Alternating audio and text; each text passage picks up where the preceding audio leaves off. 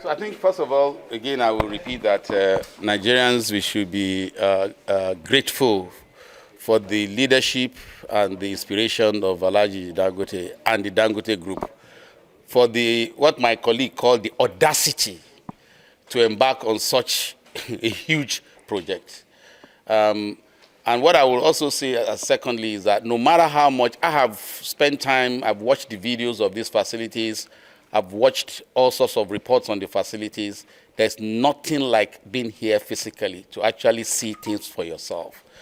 What we are seeing here is more I'll call the front line of world-class technology. What most people may not really appreciate sometimes when you hear things being done like this in Nigeria is that you have the opportunity to leapfrog, take the learning from all over the world, and then apply it to deliver an outstanding world-class facility like this refinery. So this refinery has benefited from all the previous learnings. So when you hear a single train, the largest single train in the world, if you're not familiar with the details, you'll be very worried. And everybody was worried. I was also worried, right?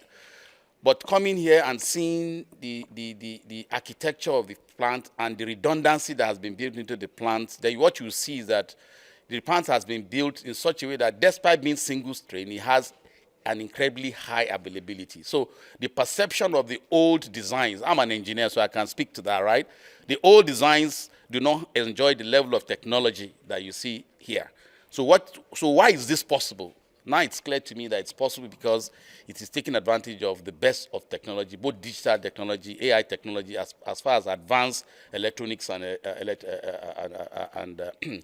mechanical systems as well. So it's an impressive facilities. It's also important to say that I feel really proud as a Nigerian standing next to Alhaji, because this plant has now been tested to its full capacity, above its full capacity. Now what we saw on the screen today, which excited me, is a 661, right? This plant was supposed to be 650. None of us ever thought it would ever touch even 550, right? So seeing it live, and the parameters we are seeing are live parameters. They're not parameters that have been reported or photographs that have been written anywhere. I think every Nigerian should be proud that such an edifice is actually in Nigeria. Now, the next thing that also excites me is that Alhaji is not stopping there, and we as NNPC, being a very proud shareholder, and I would say even prouder today than I was yesterday, is embarking on the expansion of these facilities. And what that means is what we call replication. Replication is when you design something which is, you already know you've made all the mistakes, right?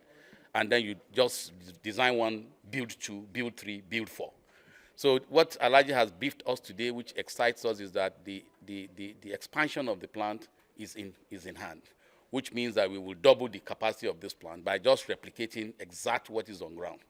And then leveraging all common facilities that you don't have to rebuild again, which means that replication will be coming at a much lower capex.